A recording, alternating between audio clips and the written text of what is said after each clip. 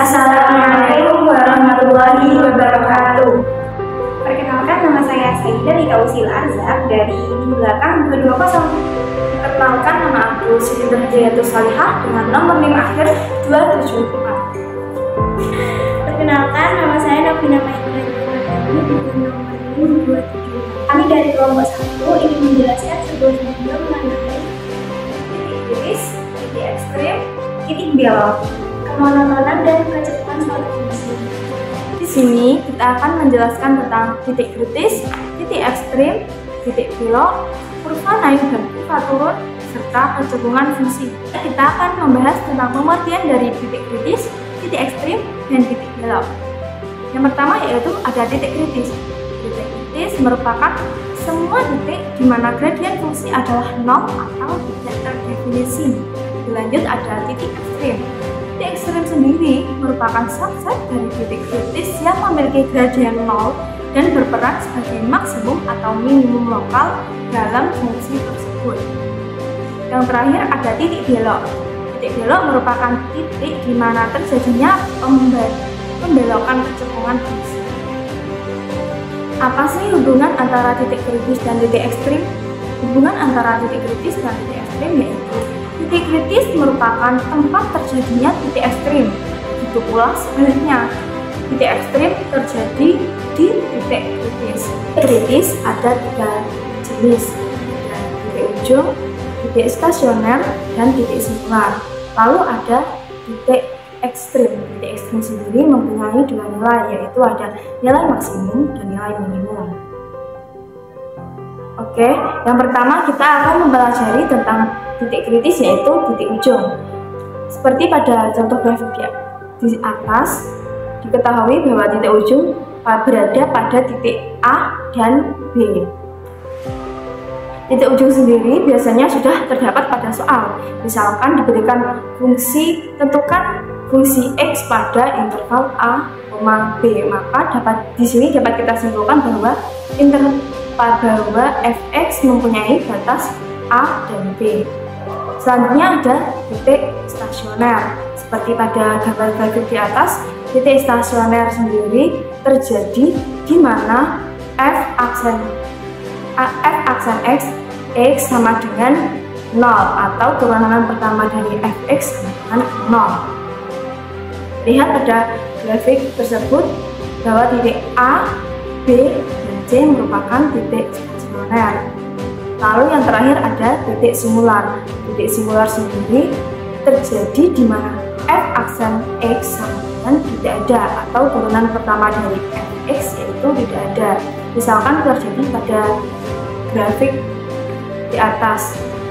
Pada titik A dan B terjadi titik singular yang berarti fx sama dengan tidak ada.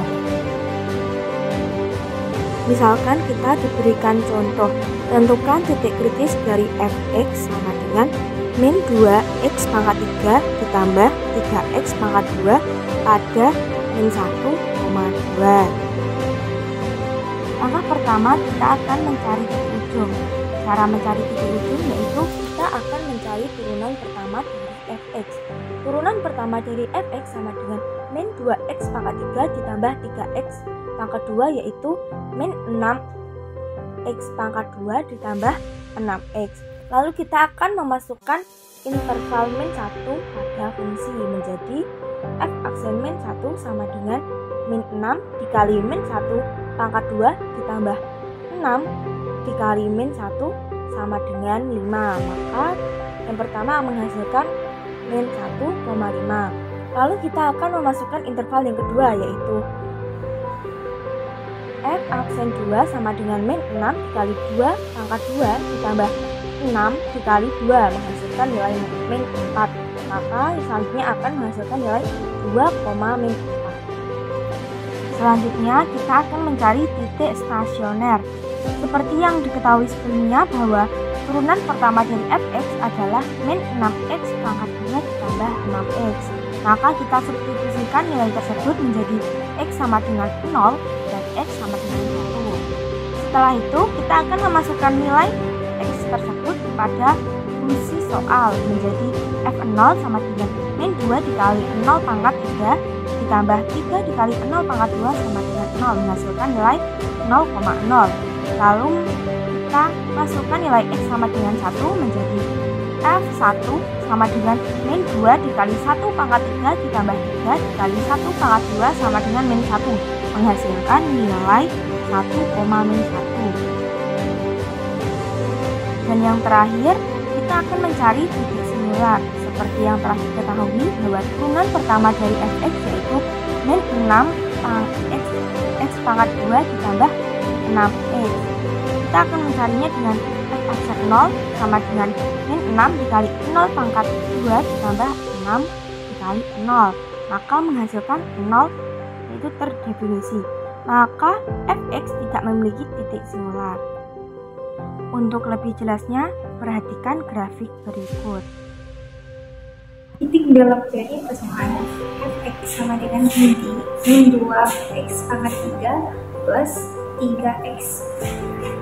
Grafik fungsi di samping dapat dilihat bahwa 1.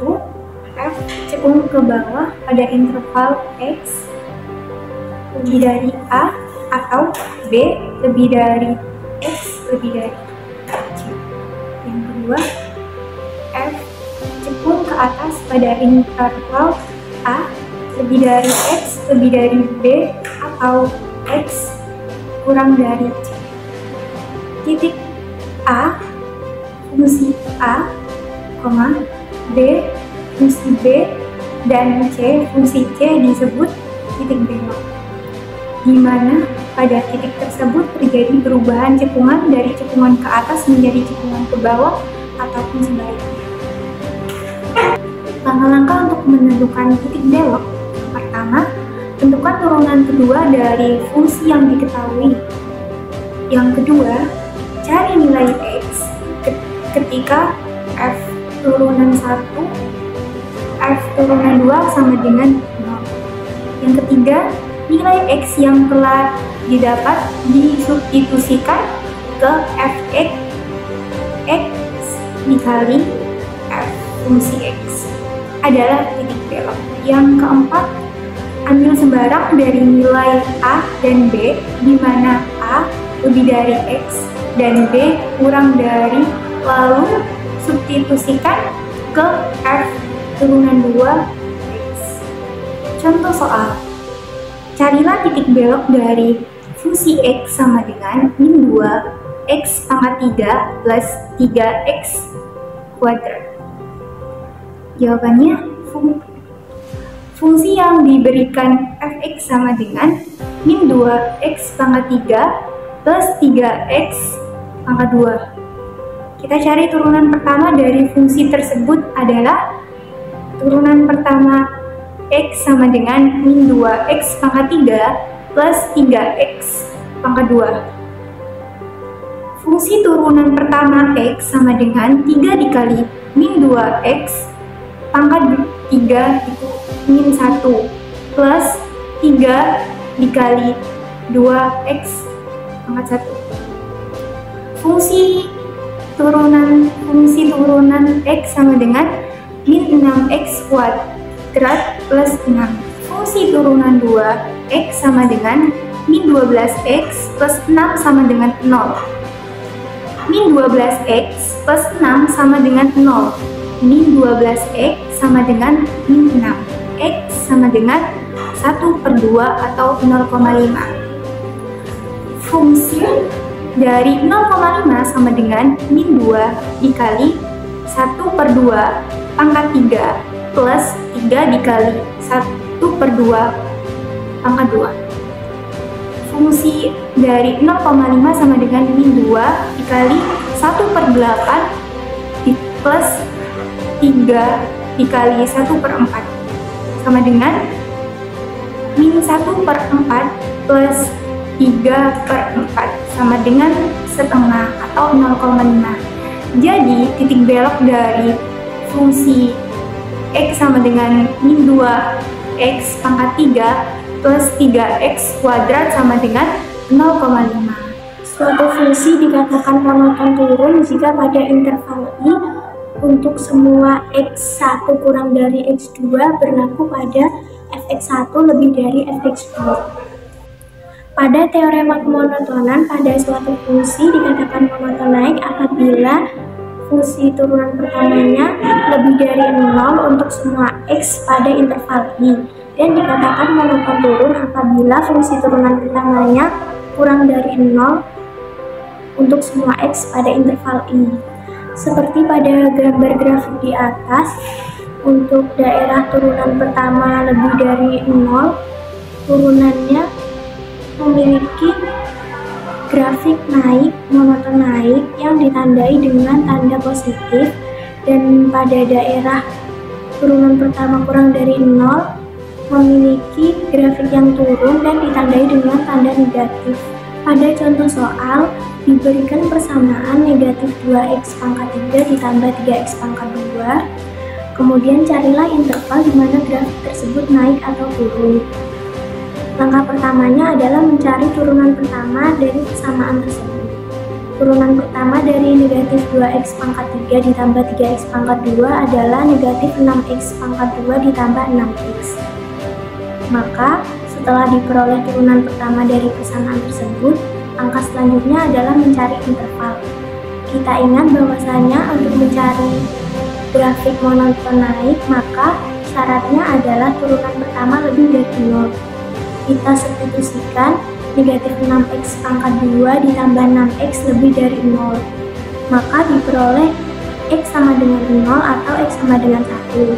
Kemudian dilakukan uji di T0 yang menghasilkan interval naik di area x lebih dari 0, x kurang dari 1.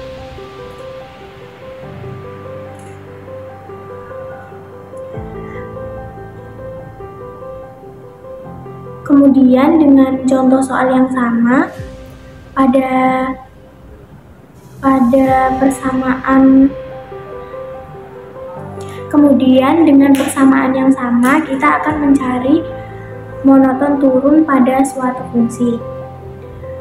Setelah diketahui turunan pertamanya negatif 6x pangkat 2 ditambah 6x, maka kita ingat bahwasanya monoton turun memiliki syarat fungsi pertama kurang dari 0.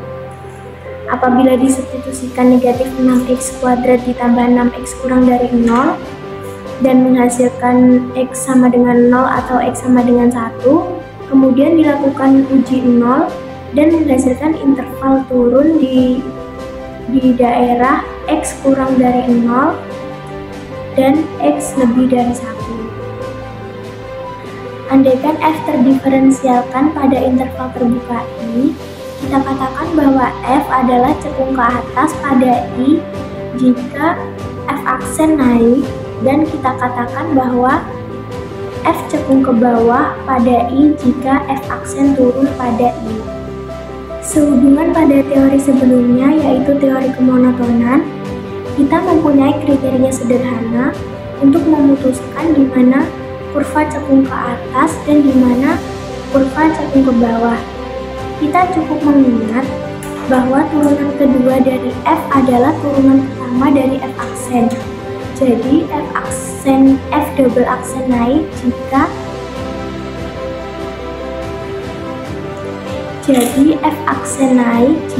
f double aksen positif dan f aksen turun jika f double aksen negatif. Pada teorema kecekungan, jika f double aksen lebih dari 0 untuk semua x pada AB, maka f cekung ke atas untuk semua AB. Jika f double aksen kurang dari 0 untuk semua x pada AB, maka f cekung ke bawah untuk semua x pada AB.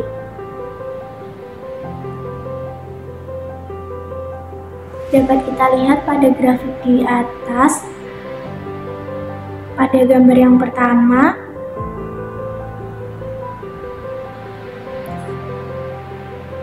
grafiknya cekung ke atas, dan pada gambar kedua grafiknya cekung ke bawah. Kemudian pada gambar ketiga terdapat cekung, dan pada gambar ketiga terdapat kurva yang cekung ke ke atas dan cekung ke bawah. Pada contoh soal, diberi sebuah persamaan negatif 2x pangkat 3 ditambah 3x pangkat 2. Carilah interval di mana grafik tersebut cekung ke atas atau cekung ke bawah. Langkah yang pertama adalah mencari turunan kedua. Turunan kedua dari negatif 2x pangkat 3 ditambah 3x pangkat 2 adalah turunan pertama dari f-aksen. F-aksen negatif 2x pangkat 3 ditambah 3x pangkat 2 adalah negatif 6x pangkat 2 ditambah 6x, sehingga turunan keduanya adalah negatif 12x ditambah 6. Setelah diperoleh turunan kedua dari persamaan tersebut, langkah selanjutnya adalah mencari interval. Kita mengingat bahwa untuk cekung ke atas maka memerlukan turunan kedua lebih dari 0. Kemudian disubstitusikan untuk negatif 12x ditambah 6 lebih dari 0 menghasilkan x kurang dari setengah. Kemudian berdasarkan uji 0 maka grafiknya cekung ke atas pada x kurang dari setengah. Pada persamaan yang sama untuk mencari kurva cekung ke bawah, kita perlu mengingat bahwa turunan keduanya harus kurang dari 0. Kemudian disubstitusikan untuk negatif 12x ditambah 6 kurang dari 0 menghasilkan x lebih dari setengah. Sehingga berdasarkan uji 0 maka grafiknya cekung ke bawah pada x lebih dari setengah.